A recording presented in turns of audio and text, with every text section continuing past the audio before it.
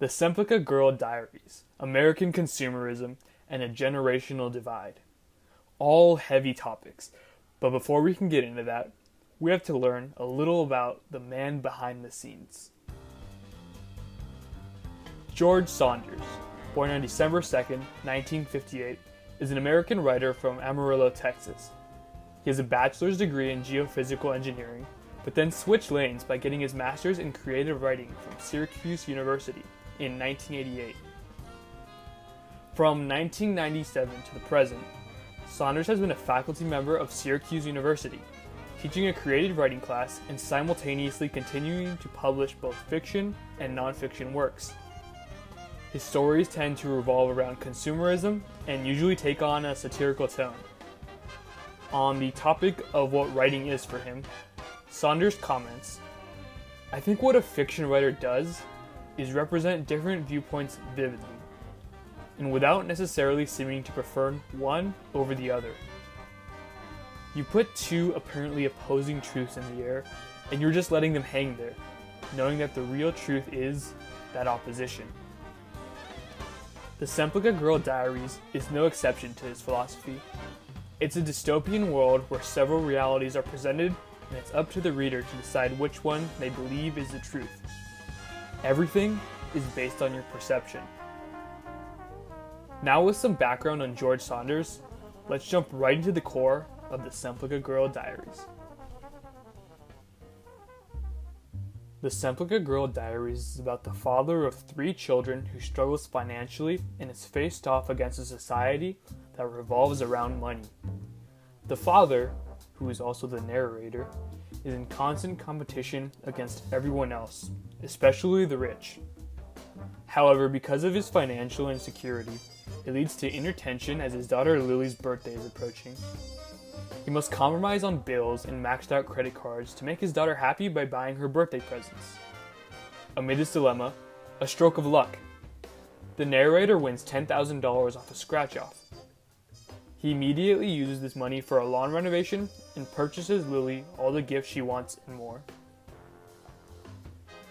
The lawn renovation specifically involved a Semplica-Girl installation. The Semplica-Girls are women from developing countries with no other opportunities to make money for their families, so they essentially become garden ornaments for pay. The installation raises the family's status significantly, garnering praise from everyone who attended Lily's surprise party, and even extending to the father's place of work, where he now receives more respect. Everything seems to be going well, when suddenly, the Semplica-Girls are gone. Eva, the narrator's daughter, had released them, and the Semplica-Girls had run off. Now the family is again in financial trouble because they have to pay for the missing Semplica-Girls in addition to all their maxed out credit cards.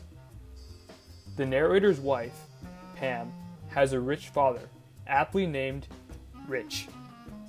Farmer Rich refuses to help out since they brought these issues upon themselves, and so they must dig themselves out of the situation.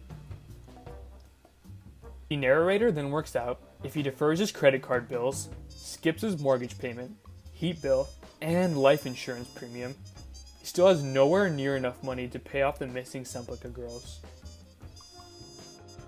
The story concludes with the narrator unable to understand why the girls would run off in a situation like this, and reminding himself to call the company to remove the now ugly installation.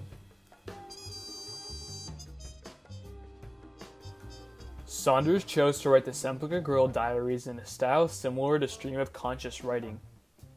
As thoughts pop into the narrator's head, he writes them down in a diary-style format. This stylistic decision impacts a story in a number of ways. The reader gains direct insight into one character's mindset while being unaware of what others think. This is a first-person point of view story. This provides us with one perspective directly presented to us, while others have to be extrapolated through the other character's actions and dialogue. An example of this is where Eva is on the verge of crying because she believes the Semplica-Girl installation is something degrading and immoral, and comments, "If we want to help them, why can't we just give them the money?" The narrator then writes, thinking to himself, "The Semplica-Girls do not look sad. are in fact quietly chatting in moonlight. This is reminiscent of the previous Saunders quote where he posits that his job as a fiction writer is to set out multiple realities that are all equally valid. Moving on, the choppy syntax in some sections adds an element of stress as the reader races through the short sentences. Furthermore, it adds personality to the father through the sentence structure and word choice, making the narrator seem more like a simple person dealing with everyday situations as opposed to writing a flowery dissertation as a doctor. This effectively works in conjunction with the heavy-hitting philosophical questions the father puts forward. There is a rapid succession of the questions, beginning with, "There is so much I want to do and experience and give to kids. Time going by so quickly. Kids growing up so fast. If not now, when?" Followed up by, "If kids raised too cautious due to paucity, will not world chew them up and spit out?" And finishing with, "Someday, I'm sure, dreams will come true. But when? Why not now? Why not?" Considering these questions from the narrator, we can look more closely at the values of his generation and those of his children.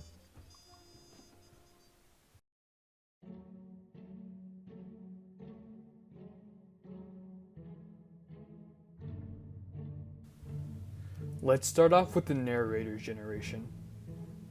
There's a massive divide in terms of wealth. The narrator is struggling to get by with a car that is literally falling apart, while at the same time he's attending a birthday party where the family has plasma TVs, a pinball machine, a foot massager, 30 acres, 6 garages that house Ferraris, Porsches, and a historical merry-go-round, 9 horses, 6 llamas, a star observatory, a Victorian-style treehouse, etc., etc. This makes the narrator feel like an inept father who cannot provide the same for his own family, ranting, "Do not really like rich people, as they make us poor people feel dopey and inadequate." It is important to take into account at this point that the rich family appears to be much happier than the narrator and his family, the first suggestion about the correlation between happiness and money. Despite his limitations, it is abundantly clear that the narrator cares about his children. He takes Eva's feelings into account when he finds her sad in her room, and is willing to do his absolute best to get Lily her favorite presents for her birthday. This last bit is likely satire, however. The father is showing his love through money, notably through his expensive gifts and the Semplica-Girl installation. He opts to buy these decadent presents, instead of doing the responsible thing like paying off his bills and maxed out credit cards. Furthermore, as he is deciding what present to initially purchase, he takes into consideration the price, and that if he buys the second most expensive one instead of the most expensive, demonstrating cheapness, that it will elicit a negative reaction from Lily.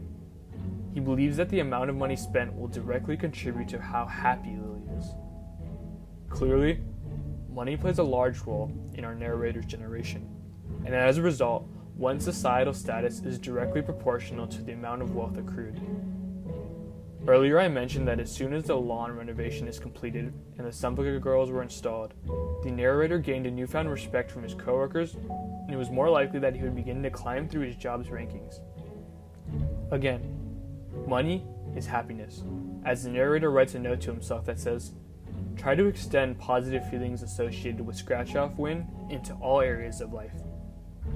Make point of noticing beauty of the world. Become true citizen of natural world." He ponders all these things only when he came into some money, things he could have easily done before. He becomes blinded by the money, and then fails to see the exploitation of the Semplica-Girls and even justifies it. Semplica-Girls equals social status, and if everyone else has them, they can't be that bad, right? Eva challenges this, saying, "So, just because everyone is doing it, that makes it right?" Eva sees the problem with the Semplica-Girls, but her father does not. He justifies it by saying, "Semplica-Girls have lived very different lives from us. Their lives, brutal, harsh, unpromising. What looks scary/unpleasant to us may not be so scary/unpleasant to them, i.e., they have seen worse." This is again satire, parroting arguments that justify exploiting people. In our world, you would hear this supporting the poor working jobs that require excruciating labor. But they are still making money. It is either hard labor, prostitution, or starving to death. These workers trade in their humanity for money. Here, Saunders leaves the reader with a question. Should the workers be dehumanized to make ends meet, or potentially face a worse fate? These are the realities that are both true, and it's up to the individual to decide which is right. This whole situation is analogous to the Nike sweatshop scandal that happened in the 90s. When workers asked for additional rights, Nike would switch to another country to keep production costs low. This ensures that the consumer has an easier time purchasing their goods. Do you want to pay several times more for the same pair of sneakers produced in a humane environment? Hopefully, most would say yes. But that's simply not true. If everyone could live communally, wanting nothing more than the basic necessities, then Plato's Republic could have become the world we live in. Except, people don't just want to scrape by. We want easily accessible luxuries. Your phone? Gone. Laptop? Gone. No more $1 burgers from McDonald's. The system we live in demands the exploitation of people, and unless there are massive overhauls to societal morals, nothing will change. We created dependence on American consumerism because the workers in developing countries get paid to work in inhumane conditions. There are likely no other jobs available, so as I said earlier, either sell your body or starve. The same happens in the Semplica-Girl Diaries. People buy these installations, which in turn financially supports people in developing countries. However, they are literally garden ornaments, objects to be bought by the wealthy to demonstrate their status. It takes this extreme example of exploitation to bring to light what happens every day in our world. The narrator's generation perpetuates a dependence on consumerism through buying these installations, and so do we by purchasing cheap electronics, clothes, food, etc. Do we sacrifice our own comfortable lifestyles to ease the suffering, or let it continue but enjoy the luxuries we have? That is what Saunders wanted the reader to mull over. Now comes Eva's generation. Money does not rule over her generation, and they seek equality and happiness, evidenced by Eva freeing the Semplica girls.